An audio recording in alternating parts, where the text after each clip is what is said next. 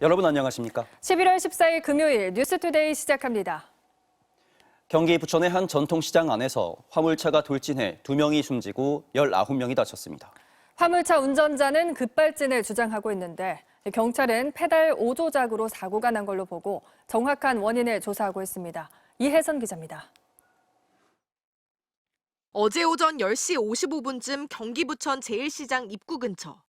1톤 화물차가 비상등을 켜고 천천히 후진을 하던 중 덜컥 멈춰서나 싶더니 갑자기 앞쪽으로 돌진합니다. 시장 통행로는 길이 200m 정도에 폭은 4m 정도. 화물차는 가게 매대와 행인들을 잇따라 들이받으면서도 속도가 줄지 않았고 150m 정도를 달린 끝에 한 속옷 가게 좌판에 부딪힌 뒤에야 멈춰섰습니다. 사고 차량 앞부분은 수차례 충격으로 심하게 찌그러졌습니다. 화물차가 쓸다시피 지나간 자리에는 온갖 제품이 어지럽게 널브러졌고 상점 시설물도 곳곳이 파손됐습니다. 내가 튀어나와서 봤을 땐 차가 계속 나가버리는 거야. 엔진 소리가 좀 컸어요. 멈춰서기 전 50m 구간에서 피해자가 집중적으로 발생했습니다. 60대 여성과 70대 여성 등 2명이 심정지 상태로 병원에 옮겨졌지만 숨졌습니다. 의식을 잃은 3명을 포함해 9명이 크게 다쳤고 10명은 경상을 입었습니다. 모두 21명이 죽거나 다쳤습니다.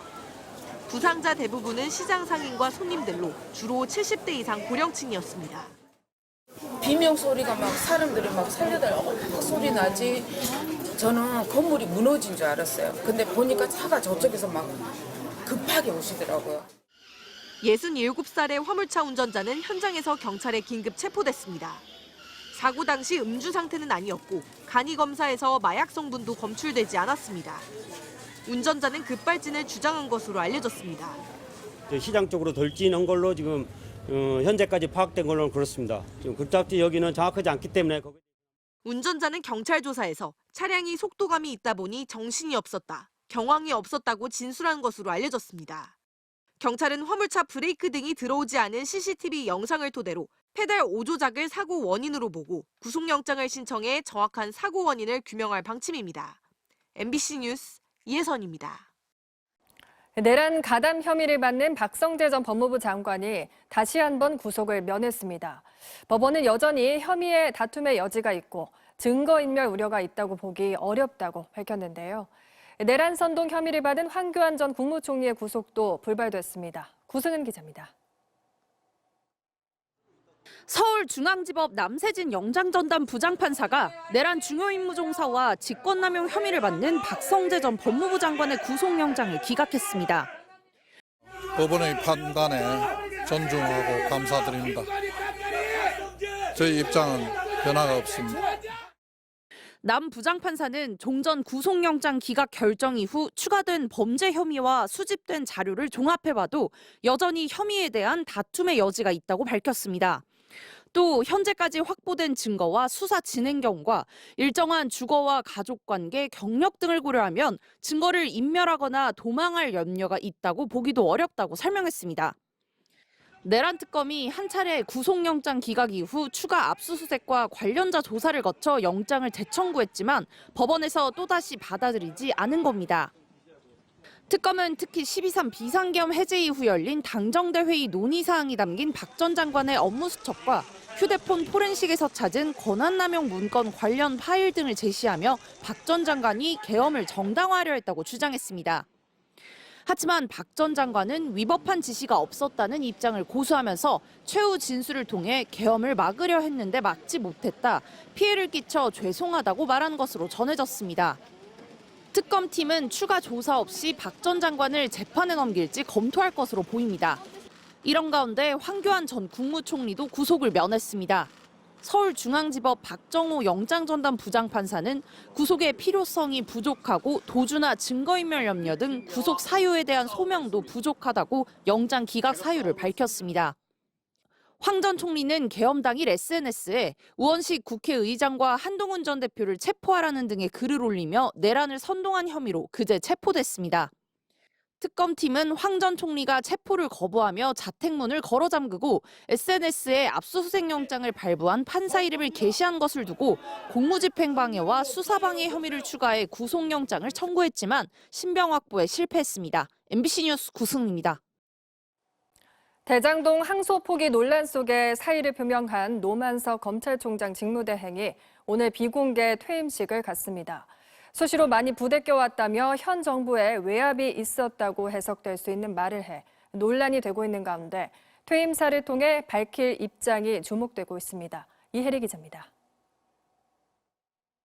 대검 부장들에게 짧게 사의를 표명한 뒤 곧장 퇴근해버린 노만석 검찰총장 직무대행은 자택 앞에 있던 일부 취재진에게 또다시 논란이 될 만한 발언을 꺼냈습니다. 예전엔 정권하고 방향이 같았는데 지금은 다르다며 저쪽에선 지우려 하고 우린 지울 수 없는 상황이라 수시로 많이 부대껴왔다고 한 겁니다.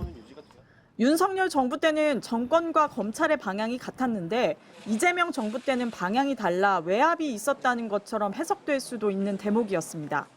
노 대행은 발언 취지를 묻는 취재진에게 법무부에서 지우려 한다는 취지로 말한 적 없다며 항소 포기 결정 과정에 대한 질문에는 즉답을 피했습니다.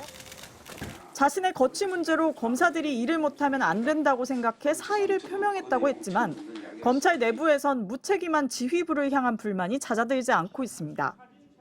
한 부장검사는 노 대행이 정말 외압이 있었는지 상황을 명확히 설명하지 않고 의혹만 증폭시키고 있다고 했고 한 차장검사는 부당하다고 생각했으면 항소를 제기했으면 되는데 포기해놓고 도망치듯 사직했다고 정진우 서울중앙지검장을 비판했습니다.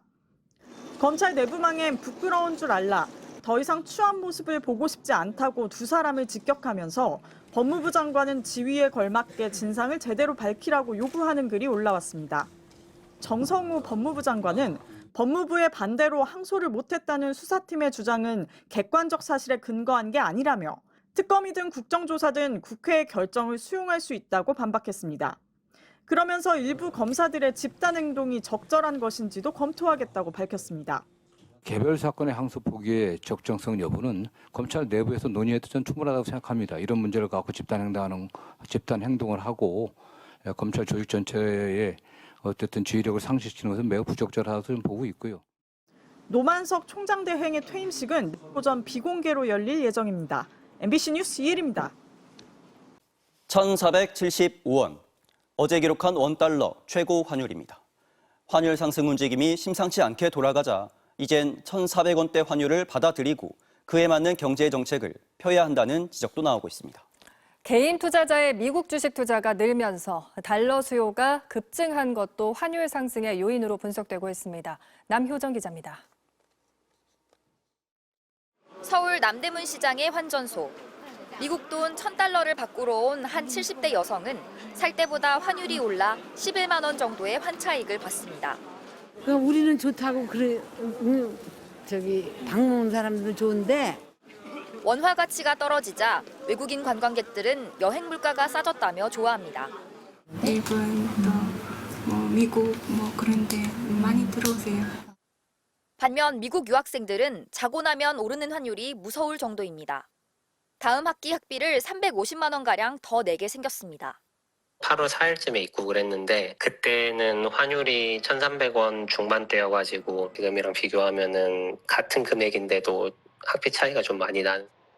어제 원달러 환율은 한때 1,475원까지 올랐습니다. 미중 무역 갈등이 심각했던 지난 4월 이후 7개월 만에 가장 높은 수준입니다.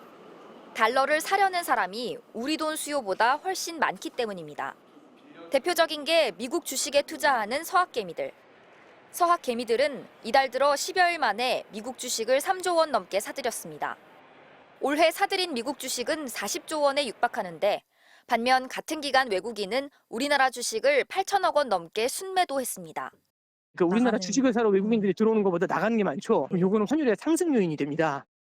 최장기간 이어졌던 미국 연방정부의 셧다운도 달러 강세를 부추겼고 여기에 관세 협상으로 앞으로 매년 미국에 투자해야 하는 200억 달러 부담도 환율 상승으로 이어지고 있습니다. 현재 상황에서는 인위적으로 원달러 환율을 안정화시키는 게 매우 어렵고 1,400원대 환율을 뉴노멀로 받아들이고 경제정책이나 기업정책을 펴는 것이 조금 바람직하지 않겠냐. 외환 보유고가 바닥나 달러 빚을 갚지 못했던 외환 위기 때와는 다르다는 평가도 있지만 수입 물가가 오르면 가계와 기업의 부담이 가중될 수 있습니다. 1,400원을 훌쩍 넘는 고환율이 당분간 지속될 것이라는 전망이 많습니다. MBC 뉴스 남효정입니다.